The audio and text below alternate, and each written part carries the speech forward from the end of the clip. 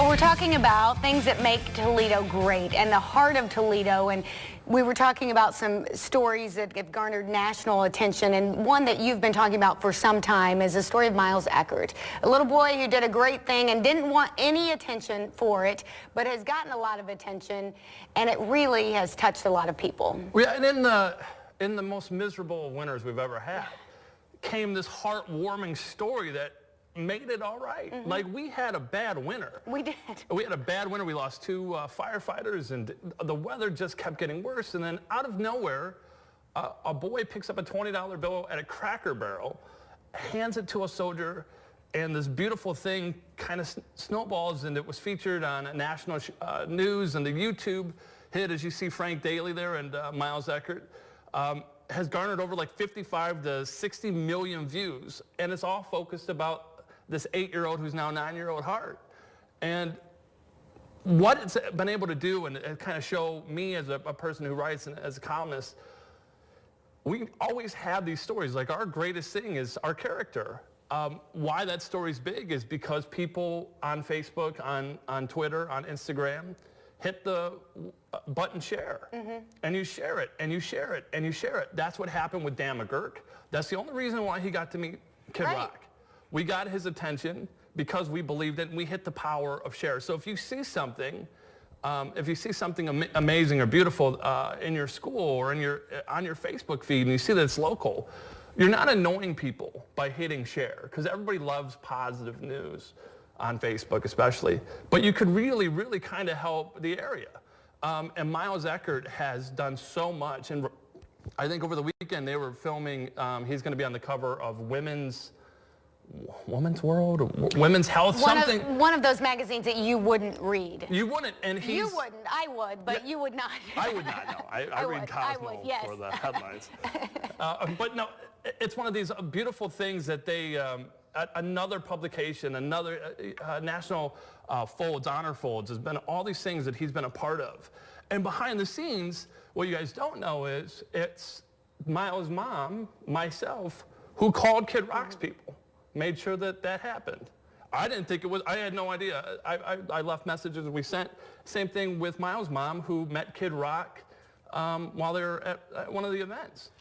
Well, and the important thing to note is Miles Eckert didn't give anyone a $20 bill for any attention. No. And if he had it, if his family had it their way, it would have all been done in anonymity, and none of this would have ever happened. Yeah, it was Lieutenant Colonel Frank Daly, whose family reached out, went to Facebook, looked for them, found them, tracked them down, and then shared the story with local media. It was picked up by a national news organization, and it just spiraled. And I think for Tiffany and Miles, it was something, eventually, if you haven't followed the story, a $20 bill that he gave to a soldier because his father was killed in Iraq. Andy Eckert was killed in Iraq.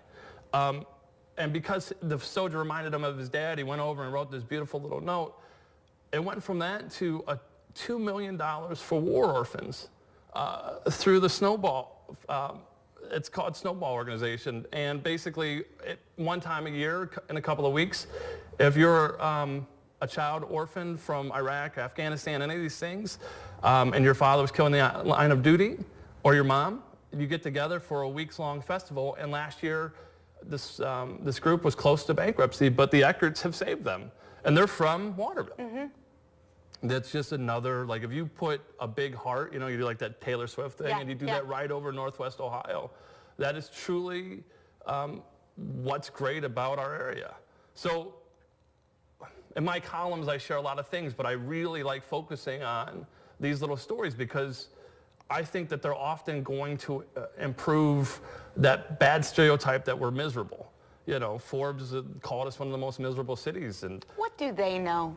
They don't live here. They don't know. And it looks, I think, from the outside it does. And as we psych up and we're going into this winter, and then we had snow on Halloween, and celebrate it. If you're on Facebook, celebrate that we have bad winters. We have true 4 seasons of weather. How many other areas of the country have that? So celebrate our winter. And who knows? In fact, the Toledo Mud Hens and the Walleye are doing Winterfest. That's right. So they're even going to celebrate it. So I think that those things ultimately will push our region forward, and we're competing, but it's not really the marketing and the economic specialists that that's their duty. It's more of the citizens kind of taking charge and sharing their stories.